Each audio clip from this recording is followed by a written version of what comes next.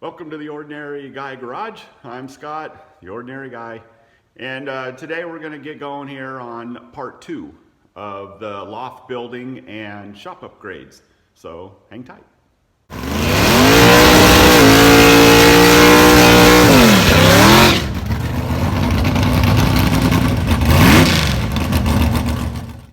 Alright, so first order of business is I got to get everything cleaned up kind of in here enough so I could do some more welding in here. So a lot of the wood stuff's got to get moved and a bunch of that crap. But I did manage to get this thing painted the other day, kind of, and we'll go over that real quick and then we'll get started with the rest of it.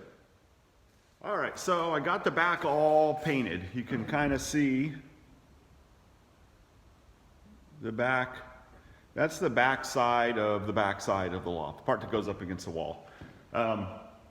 It took me 2 spray cans with that little bitty tip on the end, you know, that kind of cuts into your fingertip. I got all of that. I did all of this with 2 cans. And I'm looking at that going, man, that's going to suck doing the whole thing that way. So, especially since with this hammered, you got to get it kind of a little bit of a thick coat in order for it to do its little bit of whatever it does to make it look hammered. So it's hard to do with so much of tubing that is getting painted. So anyways, I got online and I looked around and I found that Rust-Oleum makes or sells that hammered gray or just the different color hammereds in a quart. So I ordered I went to the Home Depot website and I ordered 2. It comes in a 2-pack with 2 quarts of that paint. Now I've used that Rust-Oleum paint before, not the hammered, but I used I bought a gallon of it, of white Rust-Oleum, and that's what I painted my S10 with. It's just a race car, so it's not, it was cheap. I got about $200 in that paint job, and that's because I spent way more than, a lot of guys are painting their cars $50 with that, so I spent a little bit more. But anyway, so I could spray that out of a gun, which is going to make it much easier because I could lay it down a lot faster, got better control with the spray gun, and then I'll be able to also get that thick coat on top of it and get a way more even finish on it. So that's the reason why I started with the back. Painted the back, for 2 reasons. One, it's going to go up against the wall and you're not going to see it. And also it's going to go up against the wall and I'm not going to be able to paint it. So if I paint it now before I'm done fabbing it, I can stand it up there. It's already done on the back side. I've learned my lessons with it. And now when I paint the front side, I can hopefully do a better job. The other thing is I tend to get in a hurry on things, and it's going to be maybe 2 weeks before that paint comes in, or a week or something like that. Gives me plenty of time to get this built. And then I can get it sanded down and wire brushed and all that to try to get a decent finish on the front side of it. So this isn't a piece of art. It's in my shop, but I do want it to kind of look good. So again, I'm also thinking about still doing the bench. So that's going to be kind of neat because I'll have the spray gun out and of course I'm going to have to get my lathe. I'm going to have to get my toolboxes all moved and covered up because I don't want to get overspray on all that stuff. When I painted my S10, I did it outside in the gravel. But this obviously, as big as it is going to get painted right where it is. So, all right, got it all propped up. Ben came out and helped. But you can kind of see what I'm going for here. That's going to be the back side. Of course, the painted side that I painted is, up against the wall. So now what I'm going to do is I'm going to pull out a little bit of the steel here and pick through what I got laying on my trailer now and come up with a couple of legs for the front of this. And so the front piece is only going to have 2 legs. That 2x4 chunk of steel up there is like a 1/4 inch thick. It's heavy as anything. So I'm sure I'm not going to be putting engine blocks or nothing up there. It's going to be mostly lightweight stuff. So I'll be able to span a pretty good distance with that. I'm pretty confident. So, and I'll throw some of those kickers in. Full disclosure, that one in the corner over there is off a little bit.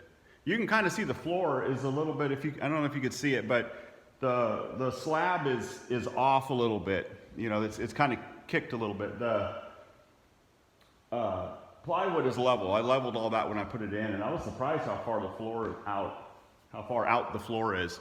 But either way, when I welded that on there, I should have double checked it before I welded that kicker in there, because it comes in a little bit. But you know, it's not going to hurt anything. It's fine. Cosmetic, just something that'll eat at me. But no big deal. So gonna move on, get started on the next piece. You see, I got everything off of that steel rack, and I put it back here on I got a 20-foot trailer here that I've laid out all the steel and kind of organized it so that way I can kind of pick through and use up as much of this as I can. So I feel like I got enough here that I could finish this out and probably build a couple more smaller lofts. So we're gonna see if maybe we can get that done too. And then I think the rest I'll probably just scrap, save a few pieces for mild, you know, minor fabrication brackets here and there. But other than that, this will get junked. But yeah, so anyways, let me pick through this, see if I can find some legs. All right, got the front piece welded together for the most part, enough to get it up there. Messed around with my wire speed a little bit and got the welds looking pretty good. So anyways, this is going to be the front piece. You can see there's going to be two legs, one there and then one there, and then those are cross braces. So the plan is to stand it up again, stand this up, and then across to the back piece I clamped up to the back piece here. I clamped a piece of angle iron right where this cross piece is going to go, one on each side. So I'm going to bring the Bobcat in, and hopefully Bean and I will be able to wrangle this thing without dropping it again. So that's where I'm at. Alrighty, got it up there, got it welded into place. You can kind of see what I'm going for now. So I'll come over here to it, look a little bit closer. Trip over the wire. You can see so what I did was I left it down in here 3/4 or 1 inch, something like that, 1 inch low from this piece, so that way I could set a piece of plywood will set right in there. And so I still have to run a couple more supports to support the plywood, and so I have some more angle iron that I'm going to use for those supports. So I got these 3 main ones in and welded into place. And I got to tell you, not to toot my own horn, but man, I was welding pretty nice today. So pretty happy with those. Let's see. Yeah, the welds are all coming out pretty nice, so we're pretty good today. But anyways, I'm pretty happy with it. 4 feet deep, 7 feet high to the very top up here, 4 feet deep, 22 feet wide. You can see all my power connectors, or you know, plugs and everything back in there. I already put some of the toolboxes back just to get them out of the way, but looking pretty good. Pretty happy so far.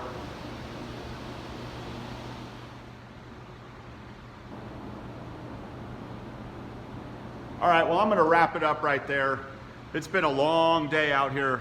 I cleaned out the shop. I got that thing standing up, welded together. Like I said, I gotta put those more braces in it.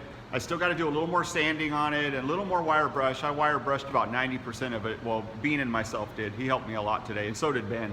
So no one got hurt. We dropped that back piece. Well, I say we, but me. That back when I had it standing up, and I bumped into it and the whole thing fell over, and oh man, it was scary. It was a good thing it was only me out here. I got out of the way, and but you got to be careful. You got to be careful. So anyways, yeah, that's about it. Like I said, a couple more braces, then I'll get it painted. The paint should be here this week. I'll get a bunch of that drop paper, not that plastic drop cloth stuff, and tape everything off so I don't get all my things painted in here. I already put some of the toolboxes back, just kind of, but then I'll continue on with my insulation in here. And I already notice a difference. It's only part of it done back here, and I already notice a pretty good difference. So I'm pretty excited to get all this done. So my wife was right by suggesting that I go ahead and do the insulation and the wiring and all that. So thank you for that. Appreciate it. But anyways, thanks for watching. Thanks for hanging out with me. I appreciate it. And thanks for subscribing and all that good stuff. Make sure you give me a like and all that. And stay safe, my friends, and I will see you next time.